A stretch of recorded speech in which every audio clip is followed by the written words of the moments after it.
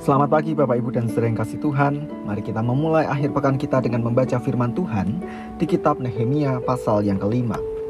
Maka terdengarlah keluhan yang keras dari rakyat dan juga dari pihak para istri terhadap sesama orang Yahudi.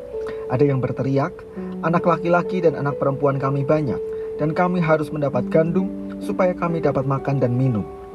Dan ada yang berteriak, ladang dan kebun anggur dan rumah kami gadaikan untuk mendapat gandum pada waktu kelaparan. Juga ada yang berteriak, kami harus meminjam uang untuk membayar pajak yang dikenakan raja atas ladang dan kebun anggur kami.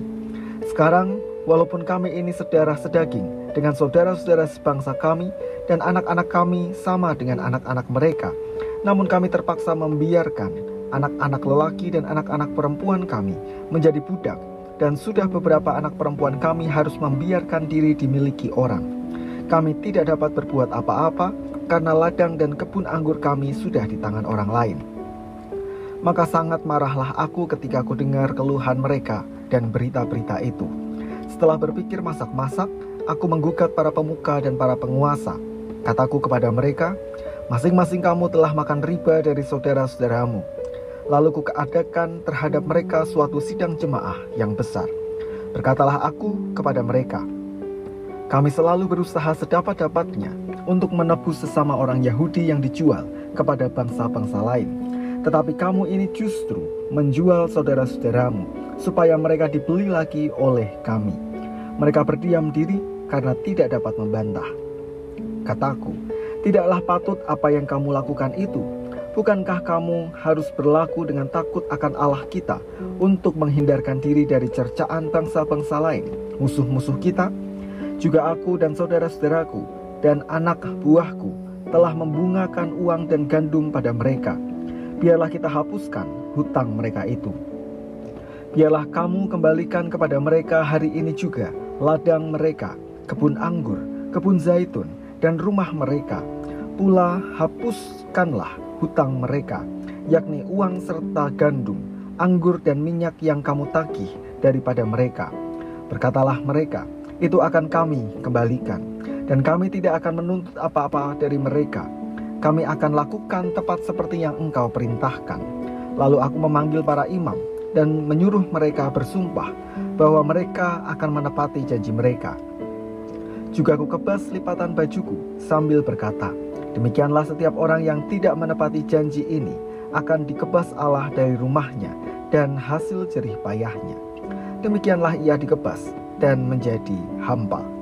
Dan seluruh jemaah berkata, amin. Lalu memuji-muji Tuhan, maka rakyat berbuat sesuai dengan janji itu. Pula sejak aku diangkat sebagai bupati di tanah Yehuda, yakni dari tahun ke-20 sampai tahun ke-32 pemerintahan Artasasta, jadi 12 tahun lamanya, aku dan saudara-saudaraku tidak pernah mengambil pembagian yang menjadi hak bupati. Tetapi para bupati yang sebelumnya, yang mendahului aku sangat memberatkan beban rakyat. Bupati-bupati itu mengambil dari mereka 40 shikal perak sehari untuk bahan makanan dan anggur.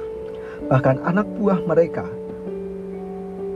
merajalela atas rakyat.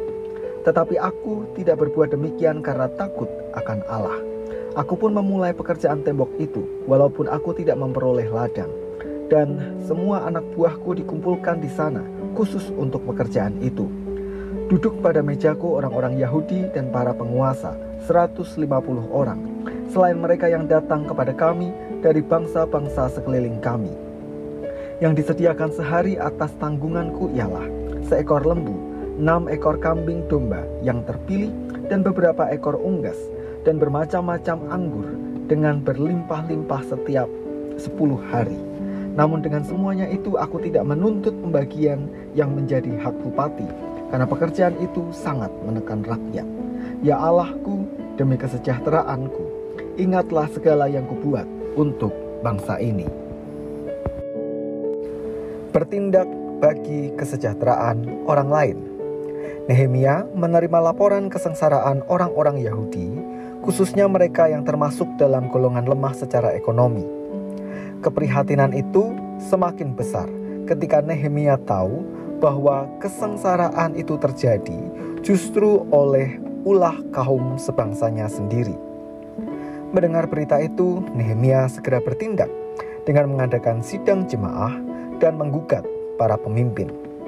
Nehemia memerintahkan agar segala kesengsaraan kaum sebangsanya diatasi, dibantu oleh mereka yang kuat.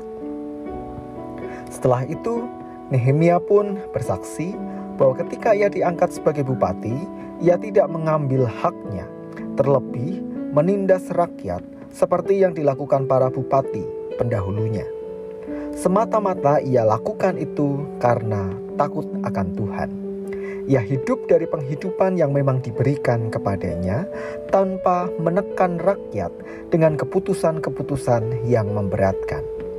Bapak, Ibu, dan saudara yang kasih Tuhan, dari Nehemia kita belajar jabatan strategis atau kekuatan kita melalui apa yang dilakukan oleh Nehemia seharusnya mendorong kita untuk menyejahterakan orang lain.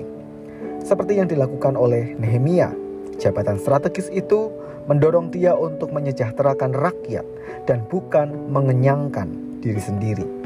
Meskipun kiprah Nehemia dinilai layak untuk menerima penghargaan, toh Nehemia tidak memanfaatkannya secara sembarangan. Kekuatan kita seharusnya kita gunakan untuk menyejahterakan orang lain, mengangkat mereka dari keterpurukan, bahkan membantu mereka bangkit dari persoalan yang menimpa, bukan justru digunakan untuk memuaskan diri sendiri. Mari kita berdoa. Terima kasih Tuhan untuk firman yang kami renungkan hari ini, firman Tuhan yang mengingatkan kepada kami agar melalui berkat Tuhan, melalui kekuatan yang Tuhan beri dalam kehidupan kami dipanggil untuk menghadirkan damai sejahtera bagi sesama kami.